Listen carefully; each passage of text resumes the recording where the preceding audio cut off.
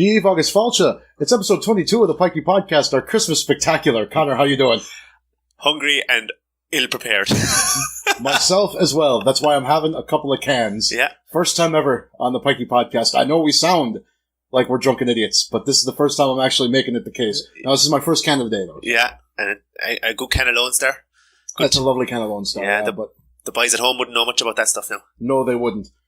They'd be more about today's sponsor of the podcast, Harp Lager. When you're missing home, the rain and the greenness, reach for a pint of Harp. Over here, the money is good, the suntan is free, and you could fry an egg on the stones here if you had an egg, and could sink a pint of Harp if only you had a pint of Harp. From the very first sip, the perfect decision. Home is where the Harp is. Lovely. We got lots to cover today on the podcast. Be sure to like, share, and subscribe. We're on YouTube and SoundCloud every Tuesday and Friday mornings Irish time, except for next week, because, breaking for the holiday here. And you can find us on Instagram and Twitter at Pikey Podcast.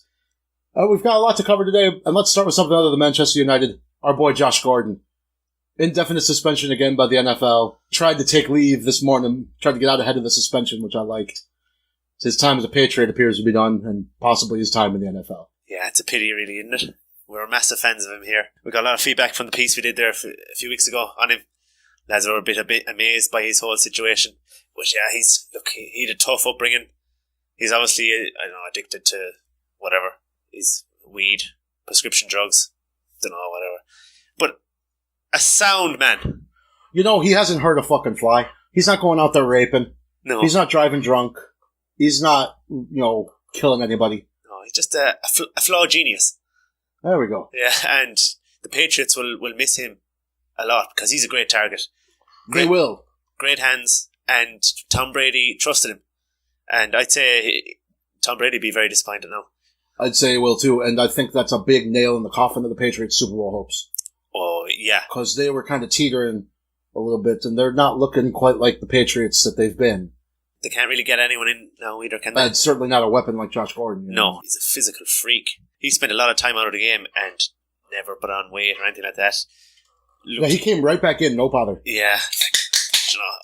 The eye was in. Yeah. Straight over the black spot from the first swing of the hurl. Yeah. They got him for a steal as well, didn't they? They got him for they sent a 5th round pick to Cleveland, and they got back Josh Gordon and a 7th round draft pick. Yeah, so in Cleveland, they fucked it up too, because they said, we're releasing him, so, yeah. He wasn't exactly a high asking price. Yes. That was Hugh Jackson's time, wasn't it? Yeah, it was. Oh, yeah. And we'll come back to Hugh Jackson. Sense. He is an obvious case of mental health issues because he had a terrible upbringing. Like everyone nowadays seems to have a mental health issue, don't they? Sure, but his seems to be a bit of a legit one too. It's a legit one. Like it's kind of tough to take serious sometimes when everybody's got one, but it is a serious issue. And it's kind of like a badge of honor now, really. Like a bit, yeah. A lot of people use it to their advantage. Yeah, sure, and a lot of people use it too to cover up for their own spoofery. Yeah, they do. It's just like, oh yeah, I'm feeling a bit sad today. Like, that's one day. Right. Go through what the likes of Josh Gordon has gone through. And he seems to be a serious, legitimate sufferer of whatever mental health issues he's suffering from. Definitely. It's impacted his ability to stay in the NFL too, because for whatever reason, he can't stay off the weed or whatever it is that he's using. So, like, he was at the perfect club for that. That was the best shot he had. He's done now, it's a. And I think he knows it too. I was reading his statement there, and seems like he does. Yeah. Best of luck, Josh. Yeah, best of luck to him. We'll always love you here at the Pikey Podcast. We'll always have time for him, and you'll always be welcome as a guest. Yeah. Swing on by. Yeah. So here's what we had planned out. We've got a few categories here, and we discussed it a little bit here. We're each going to name a candidate for each one. And if we agree, and they're the award winner. And if not, we'll put it to a vote of the listeners out here. So we'll throw it out there over the social medias over the coming days here. So the first category that we had thought of was Spoofer of the Year. And there was only one candidate for me, and I went outside of sports for it. And that's the President of the United States, Donald Trump, and it needs no further explanation from me. I couldn't think of anyone who engages in more regular, overt, and extreme spoofery for me. Like, he tells so much lies now that he believes them. Oh, absolutely. Yeah. He's a pure narcissist. Like, it's almost beautiful to watch the train wreck that he is. Like, he's very entertaining. He's extremely entertaining. Yeah. I was amused enough by him before, he was president of the country as a spoofer. Like, yeah. You kind of just have to, there's no point getting mad with the whole situation. You just kind of have to enjoy it now at this stage. Yeah, at this point, it's 2 more years left anyway, so. I had this argument the other day, actually, and I was saying that Do you realise that the Trump supporters are actually smarter than the non-Trump supporters? Go on. Because they know the system. They voted. You didn't. Right.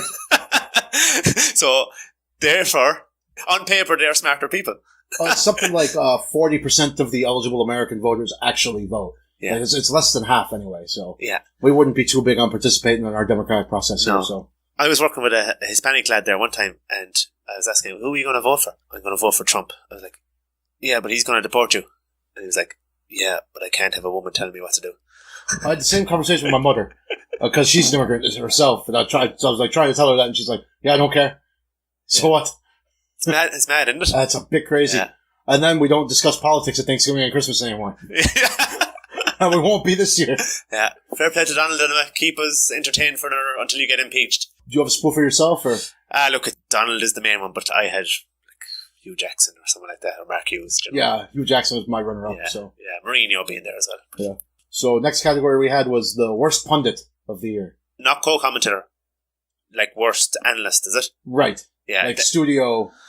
Yeah, a studio, like radio, TV. Yeah. That is 100% Johnny Giles for me. You are no fan of Johnny Giles. Well, the day it all burst open for me was the day he was he was in the studio with Michael O'Neill, and they were doing an Iceland game, and he said to whoever was Bill O'Hurley or whoever was there, he said, well, no, Bill, I wouldn't know anything about Iceland, so I let Michael do all the analysis. Johnny, that's the fucking job. Like, that wouldn't fly on the Pikey Podcast. My God, like, would you not think of doing a bit of research or anything, no? Is Google in the house? Right. I've seen him on the drawer, yeah. So he's got an eye for technology. Yeah. Yeah, but I listen to him on the radio sometimes, and it just makes my blood boil. I just turn him off halfway through, because somehow he brings it all back to Billy Bremner, Peter Larmour. Oh, yeah. Brian Clough, Sir Alex Ferguson, Matt Busby. Back in my day, the goalkeeper should stop the ball. Oh, he hates a goaltender that plays with his feet. Yeah. Like Neuer, I remember watching the thing with him years ago, like during the Euros or something, and he was ripping out Neuer's fucking... Yeah. Realized he knew nothing. Yeah. So. His biggest one is, my philosophy is we attack when we have the ball and we defend when we don't have it. Like, it's that simple, Johnny, is it? Well, that fits my nomination for worst pundit. It would be Michael Owen, who is full of shit like that. He's less offensive, for sure, but he pisses me off with his blandness. He's got nothing to say, ever. So that was my nomination for it. I don't think it's as good as Johnny Giles, though. No, but I think if it goes to a vote, Michael Owen will get the worst analyst. Johnny has blinded people in Ireland for a long, long time. Yeah. Well, and he was one of the chief perpetrators of those classic dirty Leeds teams, too. Yeah, he was, yeah. And he keeps going back to those Leeds days. Like, it has no relevance on today's football. Even Leeds United have gotten over it. Most people don't even know who Johnny Giles is anymore. But yeah, look, I don't know. He's just a farce, really. Worst co-commentator. So this is like in the game, the colour commentator. Yeah. I went for Jason Witten. I went with Jason Witten as well. And so some of the boys back home might not be on the ball with that one, but he does Monday Night Football with Joe Tessitore and a fellow called Booger McFarland. And he played a number of years in the NFL. He was a great player. And it's his first year as an analyst, and they threw him on Monday Night Football on ESPN. And he was woefully unable. Yeah. Like, did they interview him or something? Like, Joe? Did they not do a test? Right, like a screen test or something. Surely they did. Like, I'd say he's good friends with Tony Romo, is he? He is, yeah. Tony Romo's great, but he's also on CBS. So that's what I kind of figured, sure, some back scratching was going on there, but... Yeah, they must have thought, he's good friends with Tony Romo. Maybe he's a good analyst as well. He should know a lot more because he's just out of the game. Right. He was playing last season. Yeah. He should know a lot more, especially when it comes to talking about the players, too. Yeah. Like the strengths, the weaknesses, and breaking down a defense because he was playing against these same defenses, and he doesn't have anything to say about him. Yeah, the worst thing about a bad co-commentator is when you never learn something from him. You see it there. He's just pointing out the obvious. Like, you should be able to learn from these analysts and co-commentators. Having done that as a job before, the difference between radio and television is just that. It's tough to do with television because you can see what's happening. You have to have some more insight. Yeah. A radio commentator can get away with, sure, he took the ball on the left there, and that was a class cross to the left, because nobody can see it. But on television, you have to have something to say, or you'll get found out real quick. Yeah, you have to have something different. Yeah. So we agree on that one. I won't be going to a vote, and there was no other chance for me there. Yeah. Oh, and I was telling you about this. So last Thursday, when we broke where there was the Thursday night football game going on, and Amazon Prime airs the NFL Thursday night games, and they have, the language at the top, U.S. English, Spanish, captioning for hard of hearing, but they also had an option for English UK. I said to myself, well, what the fuck is that? Like, it's the same language. So I clicked that. I got Derek Ray and Tommy Smith. So Scotsman and Irishman talking about the NFL. And apparently they've been after it all season, which is a shame because it was the last game of the year on Thursday night. But they were doing it the whole year. These lads knew nothing about what was going on, but they were still professional. So, they had an idea of how to do a broadcast, but didn't know about the game being played, and it was just fantastic. Here, Tommy Smith bagging on about irrefutable video evidence, and they're talking about, shit you wouldn't hear on an NFL game, but they're like, the ref's having a mare here, or he should be embarrassed by that throw. So the NFL is very, vanilla sometimes in commentary. And so it was weird to hear it like the soccer style, where they'll call you out and say things like, disgraceful or, Pikey Podcast time. Yeah, it was right in line. So, and hearing a Louth accent talking about bulging the onion bag on a fucking extra point was a big... That's not the best of the accents over there. No, it's not. No, he's a bit of a joke figure, though, isn't he, Tommy Smith? Well, he's been over here in America for 15 years, so... And never lost accent. No. He hasn't a clue about soccer, either. No, he doesn't. No, he hasn't a notion what's going on. He's entertaining, though. He is. I give him that. It was fantastic to watch the NFL stuff. There was a helmet-to-helmet hit, and hearing the boys blagging on, they were trying to figure out the rule for it. The intern's saying to me there now that it was helmet-to-helmet, so... they left the pause there talking about the helmets, and it was good laugh. So, least natural athlete. So, who would you go for? Least natural athlete, I was going to go with John Jones, the UFC fighter. Yeah. He's been done for steroids again, and now he's ratting out all the other lads that are doing steroids to try and get a reduction in his suspension. Yeah. So not only is he a multi-time caught user, he's a rat as well. Yeah. I'm going to go for Tyson Fury. That's a good one.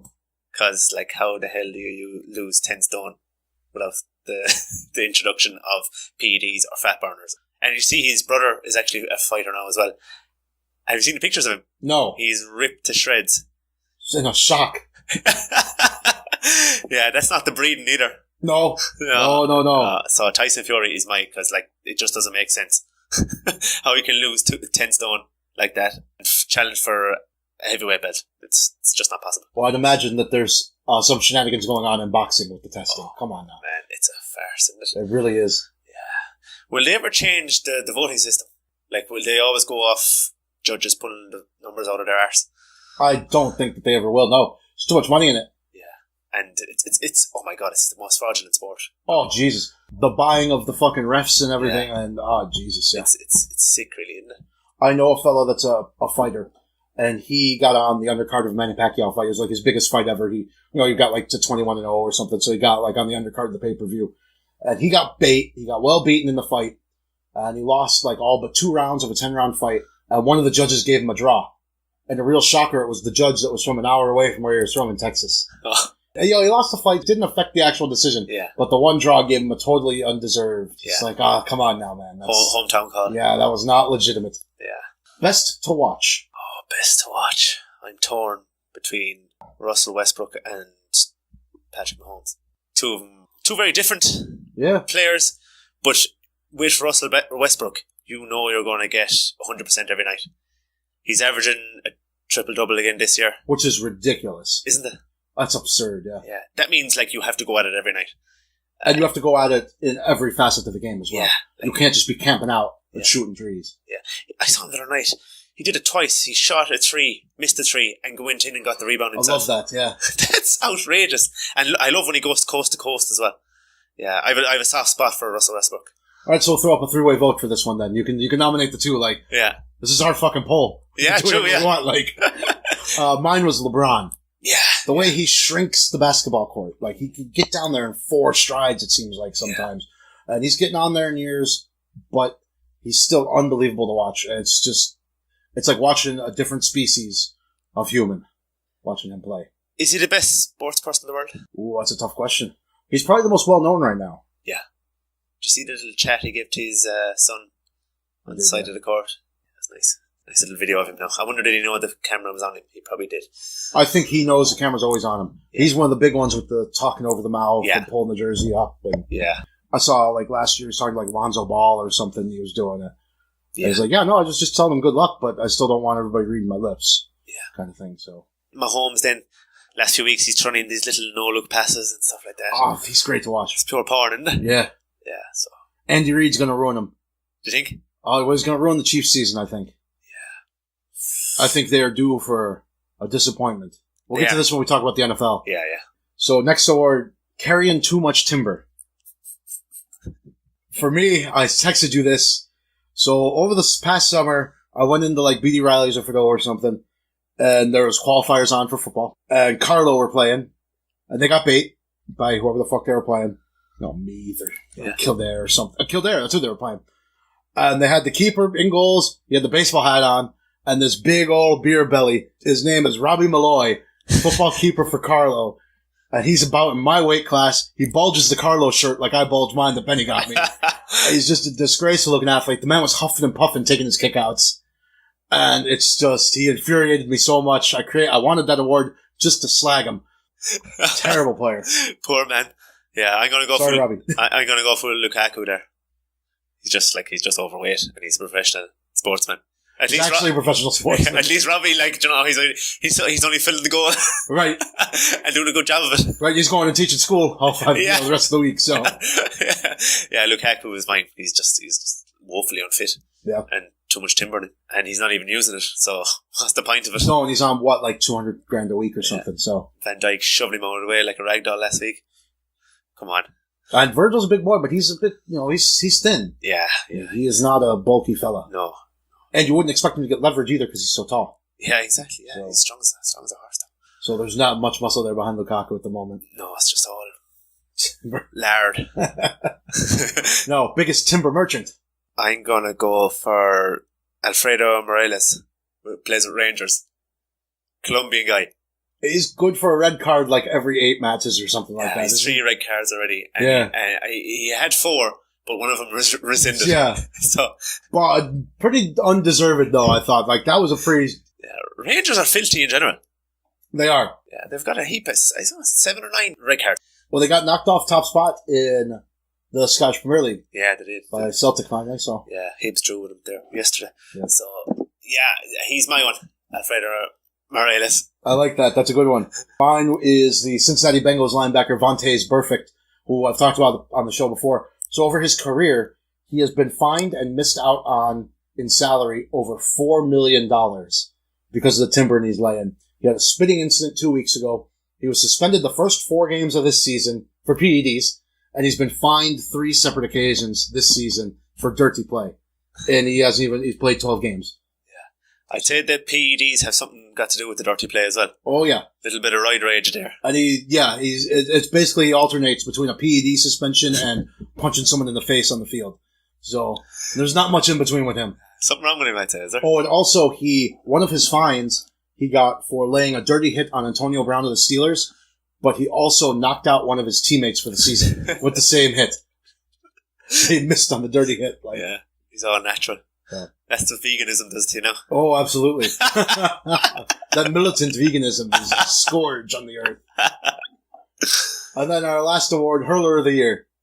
Talk about enough hurling on this podcast. We name a Hurler of the Year. Yeah. Joe Canning. It's Joe Canning. Yeah. It has to be Hurler of the Year. Pulled his team from the doldrums many a time towards the business end of the championship. Keane Lynch got Hurler of the Year this year. I would argue that Keane Lynch isn't even the best Limerick player, isn't even the best Limerick midfielder. I think he's just the darling child of Ireland because he can talk a bit, red hair, cool, baseball cap backwards, doesn't drink, sheds a tear every now and again, puke. I'll go out there like, when I was leaving mass this morning, like, oh, come on, you fucking... You fuck off, will you? Yeah, just fuck right off. Often have a few pints for yourself. Yeah. But Joe seems sound. Yeah, Joe is sound. I play with Joe and LIT, sound man. The reason that I thought of us giving the Hurler of the Year award was that I was watching Kerry and Limerick on Buff Snapchat, and I forget who it was that took a nice sideline cut for Limerick, and it's like, we need to talk about Joe Canning on the podcast. Yeah. No one takes a sideline cut like Joe. Yeah, Joe was great entertainment as well. he's there with LeBron and Russell Westbrook and Patrick Mahomes. Good athlete too. He'd probably be good at whatever sport he played too. Yeah, had a lot of timber back in the day, but lost a lot of it. He must have been on the same program as Lukaku. That's the last of the awards anyway. Yeah, okay, good. Who was it? Leinster and Connacht, Munster and Ulster? Yeah. Yes. Ulster on some run. They're coming good, aren't they? Yeah, they're playing very well. Will Addison has been a great addition to them there. We pulled him from the English. Happy days. Yeah, happy days when he can. Yeah, and he's almost a certainty to go to the World Cup next year. He can play in all the backline positions, so he's very handy. And yeah, they seem to have a good crop of young lads coming through there. Yeah, I saw Rory Best during the week talking about how when he went away for the November internationals, the scrum actually improved when he got back. So he's like, yeah, this is great. He's not starting. He's not in the starting 15. I saw. Isn't he? No. Yeah. I suppose he's getting they'll be minding those players this year. Yeah, true. Yeah, but Munster, I'm very, very disappointed with Munster last week. I thought they got timbered and they didn't like it, and I thought they were a little bit soft. I think you gotta like Ulster for the win there. Unfortunately, you think? I think so. Well, where is it? Although it's in Limerick, and they're bringing in extra seating. Oh, in the Thomond Park for it. Yeah, like the ticket's so hot. Yeah, the only thing is to be a backlash now for Munster. I'd say Munster for that. You go Ulster. Think they'll bounce back? We'll have a kind of Lone Star on it. All right, deal. I hate myself for picking Ulster on that, but I said it like... Ulster says no. Ulster says Oh, moving on, you Fenian bastard. You Free State bastard. Stephen Ireland out of Bolton Wanderers after 2 months without playing a match. He would be in for Spoofer of the Year if he was more relevant, but there's a man I hate. I just wanted to slag him off. Fuck Stephen Ireland. He's stealing a living for a long time. Maybe one of his grannies died. Bolton, second bottom of the championship. Yeah, he's got to be out of grannies by now. He's got a nice few grannies going around the place. They're putting out or something like. Yeah. Step grannies. I've killed a granny for work before myself, so I have a hard time criticizing. But so Leinster against Connacht. Yeah, in Connacht. It's in Dublin. It's in Dublin. Yeah, you'd have to fancy Leinster, wouldn't you? Connacht have beaten them like a couple of times over the last few years, so I think Leinster want to lay down the gauntlet early and give them a nice little trimming. So they pull in 40,000 dubs again. Yeah, shoot me. God. Bundy Aki's back in training as well. Is he back? Yeah. Happy with that. I like Bundy a lot. Yeah. Include him in the Brexit deal. We give him Dublin. I'll tell you what was tough was being there for the All-Ireland final. So staying with the big dub supporter, Shauna White, former Cowboy, love you, Shawnzy, but she season ticket holder for the Dubs. So while we're in her gaff, of course I'm pulling for Dublin. Yeah, just give me the free gaff to stay in. Then you go there, and it's just like fucking overrun with Dubs. But then it's just these sad Mayo men. Like I know. I was furious Kerry had blown their semi-final because it's hard to get behind Mayo, especially in an All-Ireland final. Like, because you know they're not going to. They're just sad fuckers. Like, and you know they're not going to win. Yeah. And they nearly had it that day as well. They did. Only for that clown got sent off. Yeah. Donovan, yeah. Like they had a free, and they had the Dublin guy sent off, and then your man retaliates. Well, Killian O'Connor had a free to win it with like the last kick in normal time, but there wasn't a man in Croke Park that thought that was going over the bar, and sure, he fucking sprayed it wide. He messes. It was like John O'Dwyer teaching me the outside of the boot spray. Going straight off to the right. All right. It happened hours after we released the last episode. Jose Mourinho out at Manchester United. I think he waited until the Pikey podcast. Oh, Jesus. I was pissed at him. I was furious at the Glazers for making that decision. Couldn't even do that right. Right? He couldn't even get sacked rightly on time. Before we had started, they had just gone and, we had said, like, they're not going to do anything. And the news had broken about the clause for how much it would be to fire him. So nobody thought that was going to happen then. Big surprise. He just anyway. Completely lost the dressing room. Some of the stories coming out from when the players were told that he was sacked, people dancing, high-fiving. Look bad now, to be honest. At a professional level, like. Yeah, not a good look for the players, really, is it? No, I was thinking that very unprofessional. Yeah. Like you don't know if those stories are true either, do you? But at the same time, too, like, he's been managing for so long. Surely players, he can build a rapport with the players. I think international management is the only thing for him now, because he doesn't see his players for a couple of months at a time. They can take a break from Jose. They only see him for a week or two, get bashed for the week or two, then little break again and back into the whole thing. Yeah, I think like his football is gone.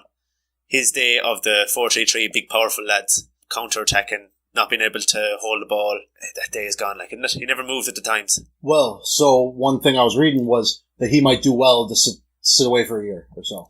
Yeah. Do you think he's going to change his style? He's too proud to watch someone else and say, oh, these are ideas that I should implement into my tactics. I feel like. Yeah. The only man he's ever listened to is Bobby Robson. He's been dead for 15 years. Or 10 years, so. Yeah. He was his translator, wasn't he? Yeah, that's why you had to listen to him. I see Mourinho ended up in Newcastle one day. You think? This is my far-fetched scheme. So Rafa's not going to sign a new deal. Club gets sold in the summer, and they bring in Jose Mourinho next fall. I could see that. He has a fondness for Newcastle because of Bobby Robson, and the Newcastle supporters like him. Yeah. There's always been a little soft spot there. So he could never win at St James's. Oh no! What's that about? His record Everybody wins at St James's. Yeah. Not even Newcastle win there these days. So. Yeah, his record in St James's is terrible. Yeah. Watching a Solskjaer going in there. Oh, I think it's going to be good for the Pikey Podcast.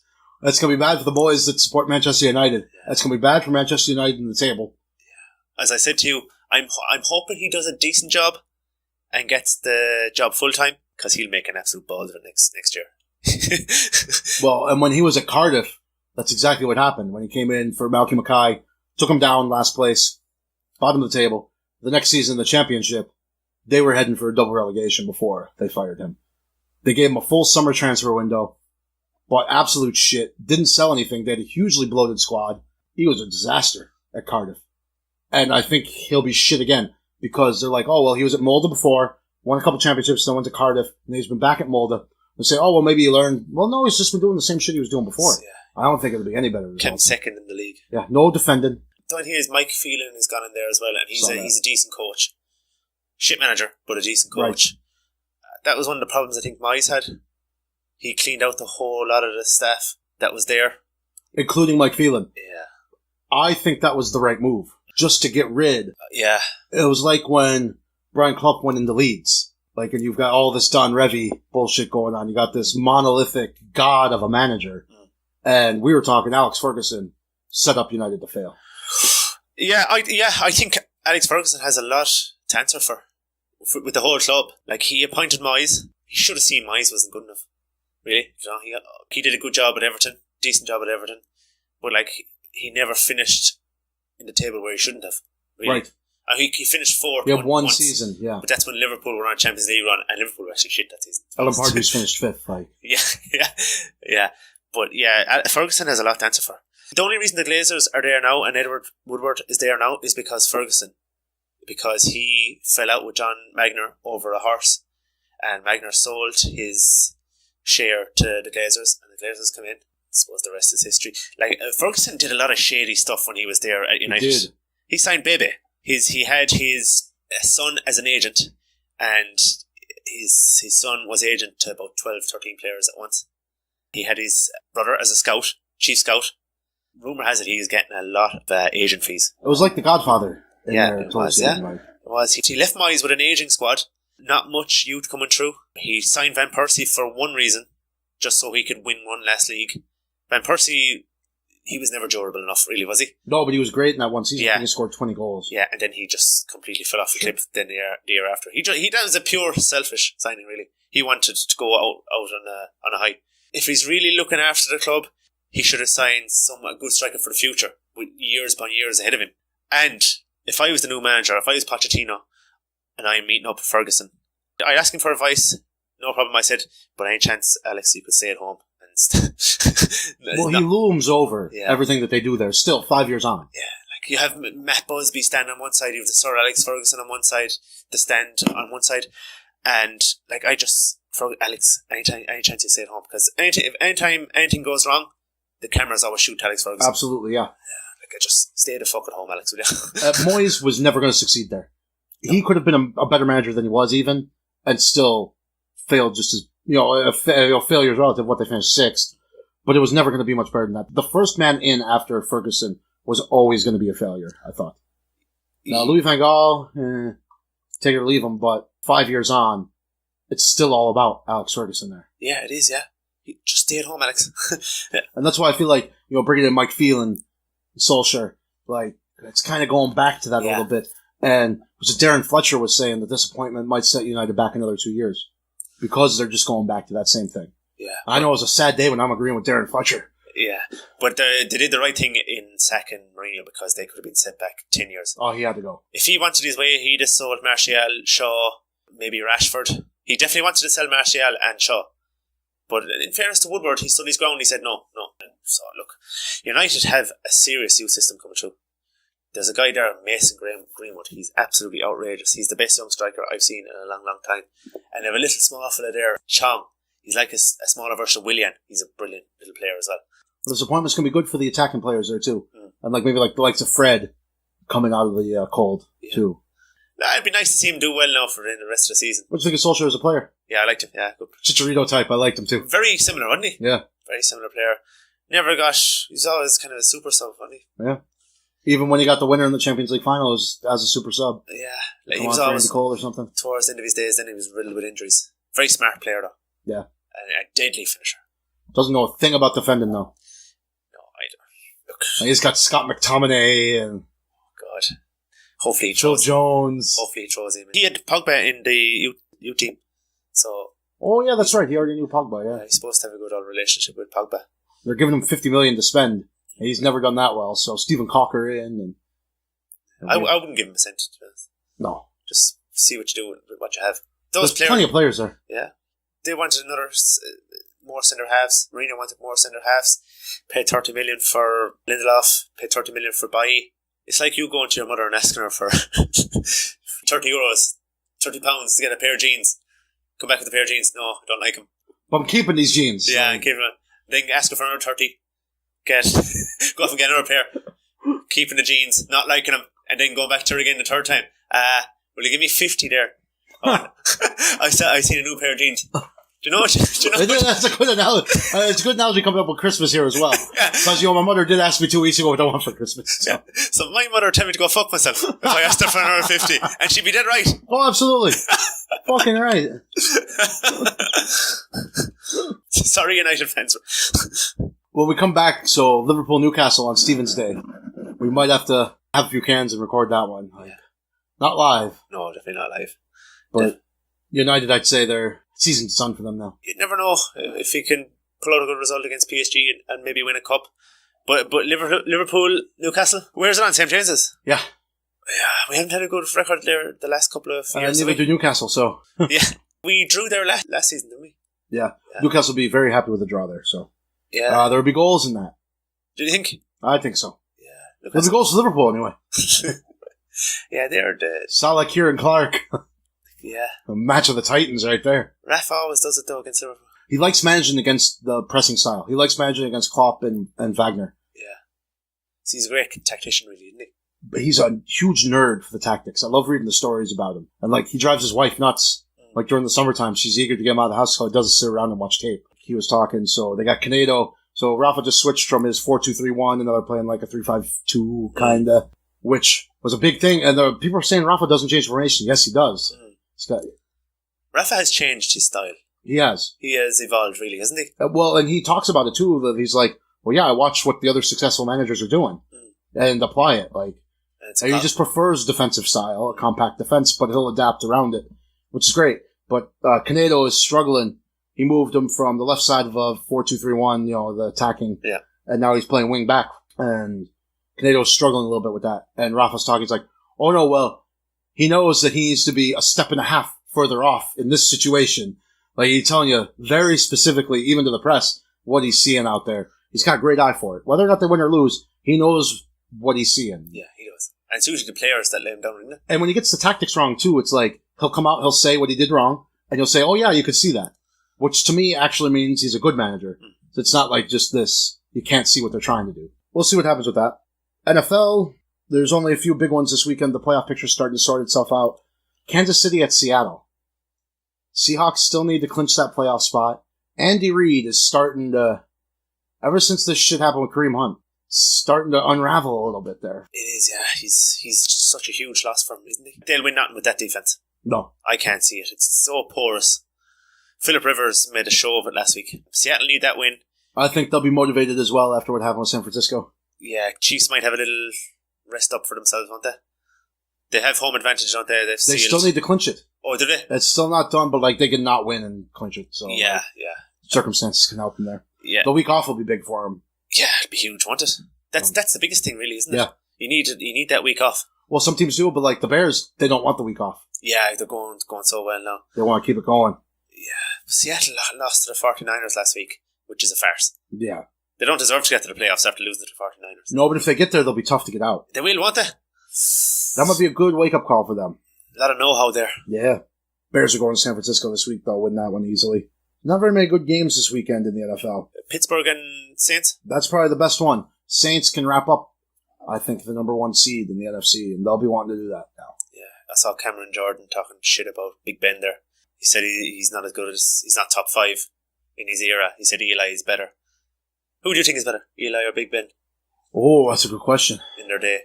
Probably Big Ben, but I think Eli gets a short shrift because he won 2 Super Bowls, including beating that undefeated Patriots team 11 years ago. But Big Ben's not consistently. Eli fell off a few years ago already. Yeah, Big Ben is, in fairness, he's not as good as he ever was, isn't he? Well, there's no difference to it. Yeah. Like, his numbers have been very consistent. And consistency counts. Yeah. Jeez, I get a great laugh when he starts running. When he starts rushing. I get a great laugh. It's hilarious. It's like Jimmy Traore trying to run. That's Champions League medalist Jimmy Traore Yeah. you're talking about there. Cincinnati goes to Cleveland. Oh, the Hugh Jackson derby. It's the second Hugh Jackson derby, yeah. Browns are still in with a shout. It's less than 0.1% that they'll make the playoffs. Is it? But it's not done yet. Like, they're still playing for something in December. So fair play to them. Because that team could have quit. They could, yeah. But they're building nicely. They are. And they'll be good next year. Yeah, they should really make the playoffs next year. They really should. They'll be Jabril expected. Peppers very good. Yeah, he's good, isn't he? Oh, he's good. Denzel Ward is out for him at the moment, though. He's a good cornerback. Sticky. Yeah. Can't beat a good cornerback, can you? No, it's a fun position. Yeah, I didn't really respect it now earlier on the year, but I'm kind of... That's tough to play. Yeah. The rules are very much stacked against you. Yeah. And if you were taller and had better hands, you'd be playing receiver. Sure. So they're kind of like the B team anyway. Like, yeah, I used to be slagging the boys at home there, but saying no one grows up wanting to be a cornerback.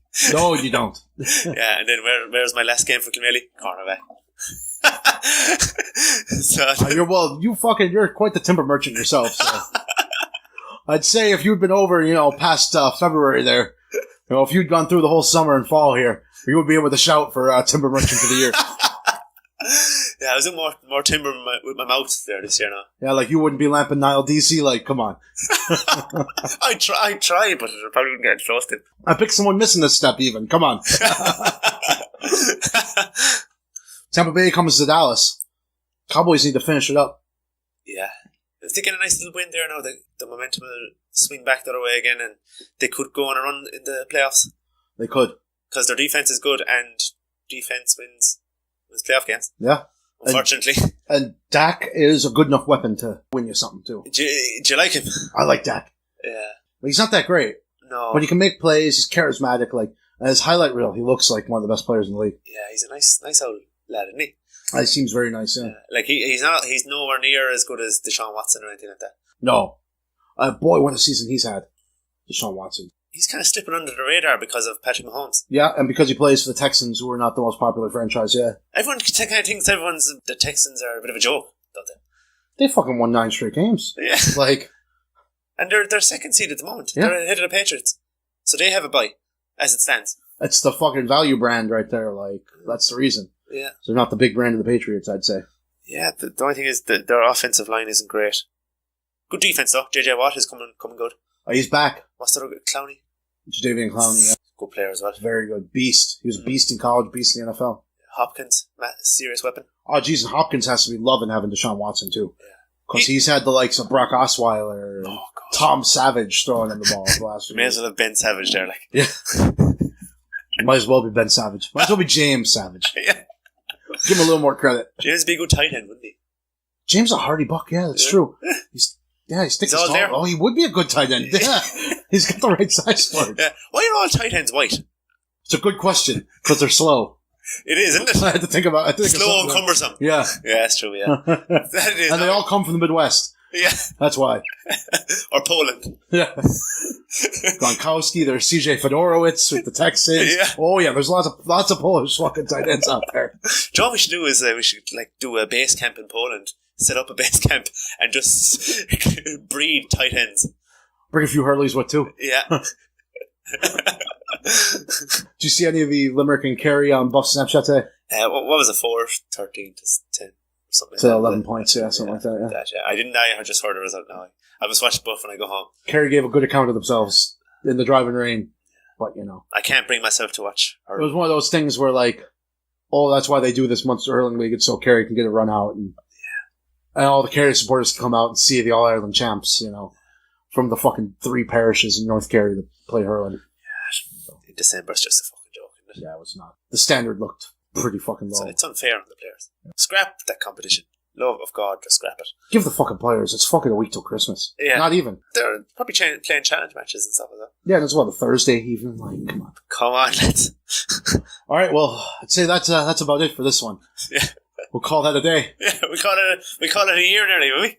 Nearly. Well, we'll have one more. We'll have one more, yeah. We gotta get that Liverpool-Newcastle in. Yeah, a few cans during that one. Yeah. That could be a bit loose, so stay tuned. Oh, yeah. Only 2 cans for me during this episode of the podcast, but, that's about all we needed here now. Yeah. So. Now I'm hungry. Yeah, I'm hungry myself. Need a feed, yeah. Yeah.